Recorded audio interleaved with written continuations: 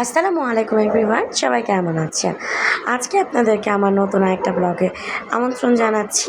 এই যেগুলো কি দেখেন তো, আজকে হচ্ছে বেশ চর্বিযুক্ত, মানে মাংসটা আনছিল, এটাতে অনেক চর্বি ছিল।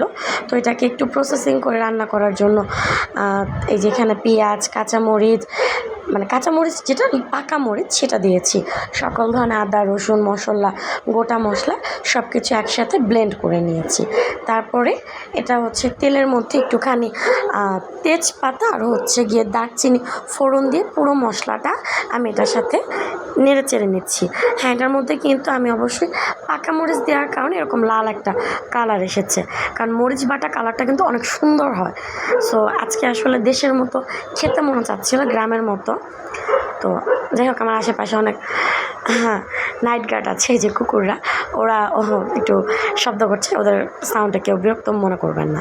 আর এই যে লাস্টে যে মশলাটা দিলাম, এটা হচ্ছে আমার সিক্রেট বানানো মশলা, গরম মশলা। এটা দিয়ে খুব সুন্দর করে, আর হ্যাঁ, আমি কিন্তু এটাতে অবশ্যই কালো এলাচ এবং সাদা এলাচ, মানে বড় এলাচ এবং ছোটো এলাচ, দুই ধরনের এলাচই দিয়েছি। আর এটা দেওয়ার পরে মশলাটা খুব সুন্দরভাবে কষিয়ে নিয়ে গরু মাংসটা দিয়ে খুব সুন্দরভাবে নেড়ে নিচ্ছি। আর এটাতে বেশ বড় একটা হাড়ের অংশ ছিল, ওইটা আমি মানে সুন্দর করে হাত দিয়ে ওই হাড়টা বসিয়ে নিচ্ছি। যে অনেক ক্যালসিয়াম আছে ভিতরে, এটা আবার আমার হাজব্যান্ড খেতে, নলিটা খেতে অনেক পছন্দ করে, তো এটা হচ্ছে ওর জন্য দিয়ে দিচ্ছি। আর যাই হোক, আমার পাতিলের চেহারা, যাই হোক, এটা স্কিপ করবেন।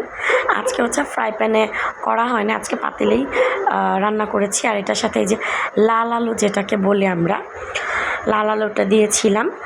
আর এই তো ঝোল দিয়ে বসিয়ে দিলাম। আর একদম রান্না শেষে আমি হচ্ছে একটু পেঁয়াজ, একটু রসুন আর একটু আস্ত জিরে ফোড়ন দিয়ে নিয়েছি। এটা আমি মুরগির মাংস বা গরু মাংসতে এই ফোড়নটা দিই, এটা আমার কাছে বেশ মজা লাগে, ফ্লেভারটা পুরোপুরি অন্যরকম হয়ে যায়। আর যে দেখুন কি সুন্দর একদম কষা কষা করে রান্না করেছি, কষিয়ে কষিয়ে, আলহামদুলিল্লাহ খেতে অনেক মজা হয়েছিল। আর এটা আমি খেয়েছিলাম, আমার মেয়ে সেদিন খিচুড়ি খেতে চেয়েছিল, এটা গত শুক্রবারের ভিডিও ছিল। আর এই তো শুকনা ভুনা খিচুড়ি যেটা বলি, শুকনা শুকনা করে একদম করেছিলাম।